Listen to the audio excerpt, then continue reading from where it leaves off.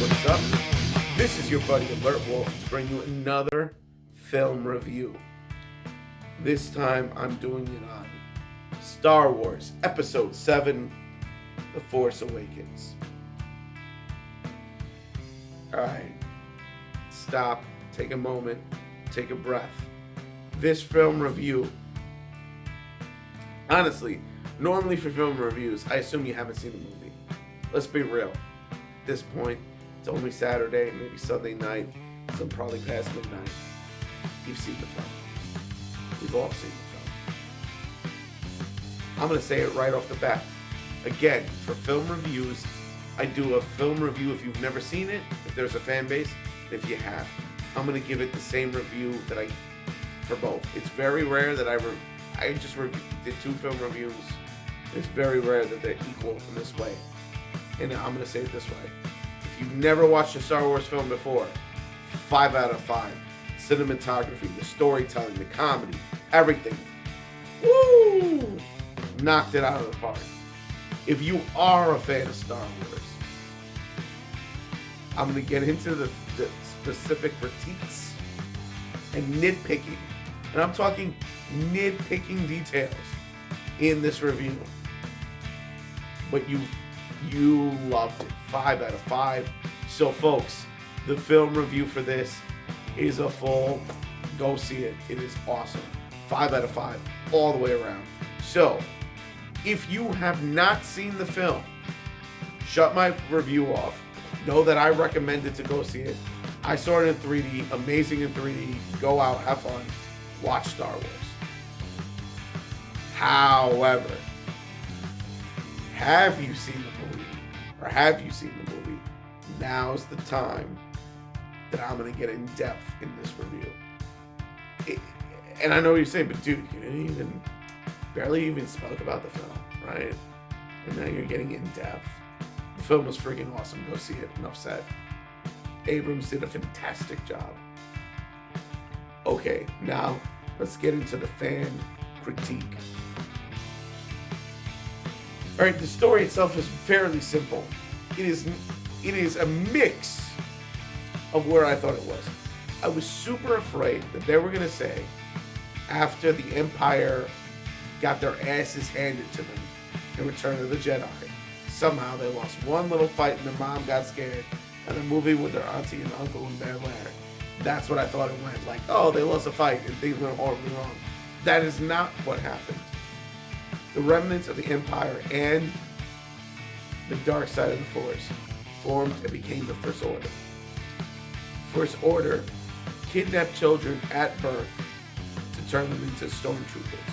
However, they still have the option of creating clone troopers. At the same time, this is about a generation after Luke and Leia and all of them. What we have found out is the Republic is back and in charge of the Empire. And the Resistance is there to fight against the remnants of the Empire. But they're being protected by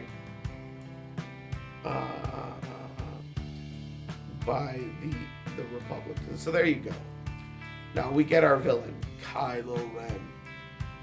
Alright, he kind of looks like a bootleg Darth Vader.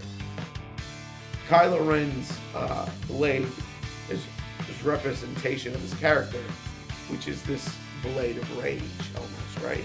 Very rageful blade. We find a couple of characters in this. All right, our pilot character, who's going to be in the next Rogue Squadron movie, and he's captured, and they're trying to find. Basically, this is what goes down. So, Luke Skywalker has been missing. The reason why he went missing has to do with some bad juju that went down when he tried to recreate the Jedi Order. Since he's been gone, I'm not gonna sing the song. You know I said it that way. I know what you were thinking. Stop. But since he's been gone, he's been looking for the first Jedi Temple. to gain knowledge, experience, and how to train and rebuild the Jedi Order. Because if you think about it, he may be the last of the Jedis, but he never had formal instruction. And not the way normal Jedis grow up. And really, he only had a few months of training. It's tough for him. Alright, we find out on the identity of Kylo Ren. I'm not going to tell you who he really is. Watch the movie.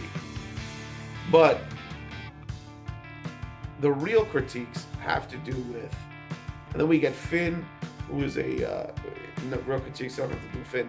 We get Finn, again in the opening of the movie. He is one of the stormtroopers who decides, yeah, the dark side isn't the way for me, and goes live. Now, this is the first, I feel like this movie, keep in mind, again, 5 out of 5, is missing exposition. Like, they had exposition, but for time, whatever it was, to keep the story flowing, they cut exposition out of the film. One of these moments of expositions that I feel was cut was Kylo Ren talks to Supreme Commander Snoke. Supreme Commander Snoke says, "Hey, you felt the Force Awaken?" And he's like, "Come to think about it, this feels like a sequel." Yes, I have felt like the Force Awakening, right? One of these characters, again, who's not too much touched on, is Finn. Because, and this is what I'll submit to you, and again, missing exposition.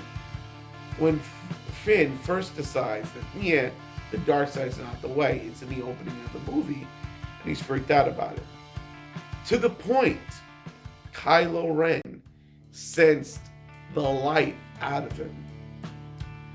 Did nothing, but later, in the story, not much later, when they try to help the pilot escape, and they were like, well, he had inside help. He's like, that dude, it was that dude from before on the planet. I knew it.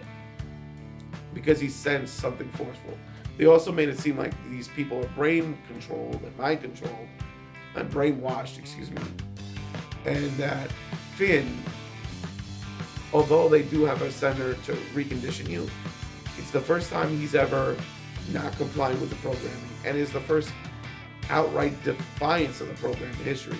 So they give you that impression that maybe Finn has the Force. Now, as far as Finn's concerned, that's really his only forces. I mean, later on he fights with the saber, but those are really his only Force indicators as far as maybe where they go with it. Next we have Rey.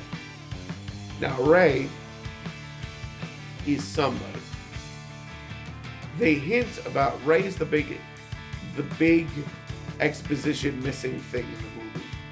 They hint about her left and right, that she's somebody important. I mean, all throughout the movie, you kind of felt with Rey, there was exposition just being cut off the table. First example of this is when a stormtrooper was explaining to Kylo Ren, again the villain of the story, that the droid they were looking for escaped. And they're like, well, he didn't just escape on his own. Who helped him?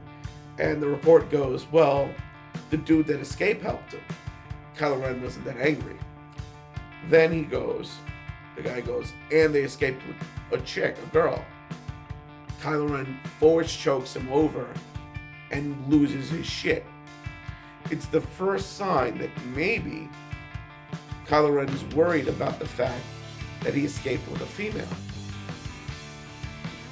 Did he? See? It's your first clue that exposition is missing. Later on in the story, and I'm just gonna go on her points. She touches the lightsaber, has a couple of flashbacks, and you get that she was left on her planet as a kid by somebody. We don't know who. She even has a flash of Kylo Ren's betrayal and all these things, and Luke Skywalker for a second. sort of out of the trailer. And let's keep going with more examples of Kylo Ren not right. They also joke about, well, Vader had this saber and Luke had the saber, and now it calls to you, and who you're waiting for, you're not going to find on your planet, but it's only further in your journey, you know. It's in front of you, not behind you. Okay. Another weird scene is, this happens towards the end of the movie, but there is a scene, and again, this is a spoiler, where Leia and her meet. They give each other a big hug. My wife says sometimes women are sensitive to this. I'm not going to tell you why they hugged. You got to watch the movie for it. My thing is, they hugged like they knew each other. Did they? I don't know. There's a lot of weird hints about Rey that never make any sense because they're missing exposition. They never met before, big hug and whatever, weirdness. Another character that I'm going to move on, that they hint is force sensitive. Is old Han Solo. I'm going to say a certain character senses him the entire time, whenever he's around, similar to the way Luke sensed Vader. Like, I know what you're thinking. I didn't give it away, did I? Even Leia at one point in the movie gets a sense of Han. And if you watch Han throughout the movie, there was a scene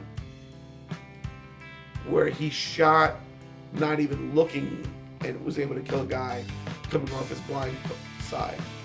So I kind of say that it's sort of confirmed that Han was force sensitive, which is why he was a good pilot.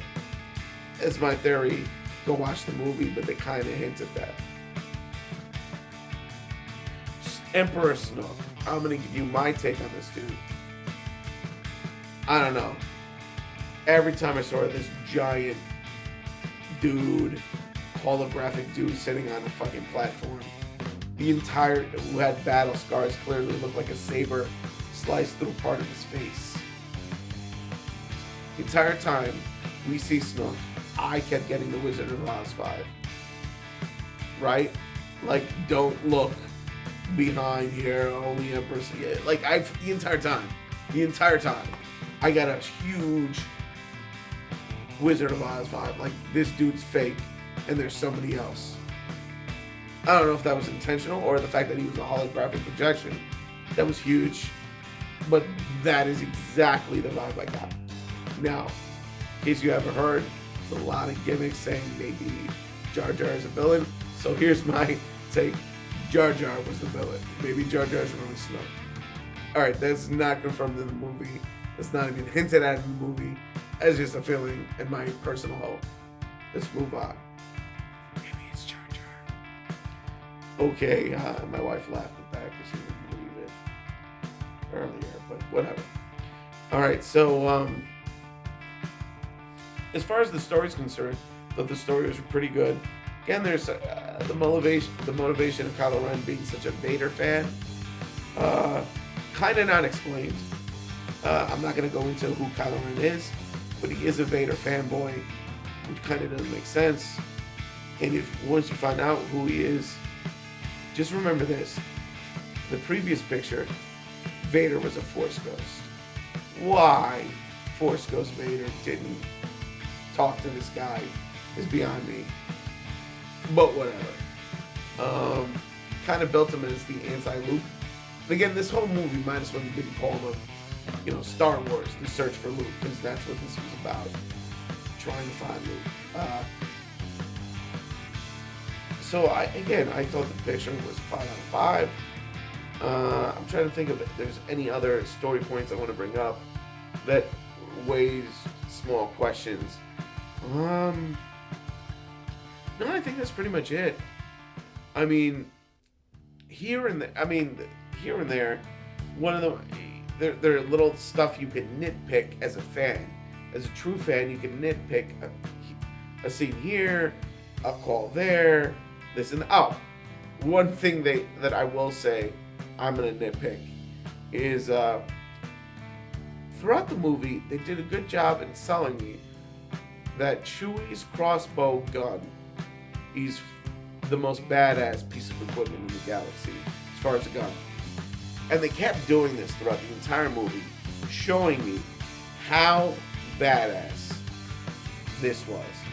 There was a moment in the movie towards the end where Chewie shoots somebody with the gun, and it became like it was a flesh wound type deal. When if you were hit with this before, it would throw you 20 feet in the air and knock you, even if you didn't die from it, you were knocked the fuck out from it, right? There was a moment in this movie where he shoots somebody and that didn't happen at all, and it was like a grazing wound from a gun that should have knocked him out if it didn't kill him, and none of that worked. So I don't know what they were thinking. I don't know why they built it in that way, but it was a huge failure.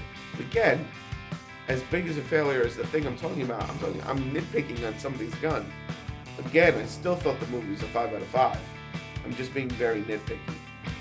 Like I said, this is a movie I feel like there was a ton of exposition for whatever the reason they removed, specifically dealing with Ren for the most part. And probably they're going to get into it in the next picture, but it was very specifically removed in this one because there are certain scenes that just don't feel right because we don't know enough about it. But again, nitpicky. Star Wars was awesome. You should definitely go see it. It was so much fun. So click it up if you like it. Comment if you can. Subscribe if you must. And share the video. And in case you people haven't noticed, been drinking this entire time. Good times with you guys. All right, I'm out.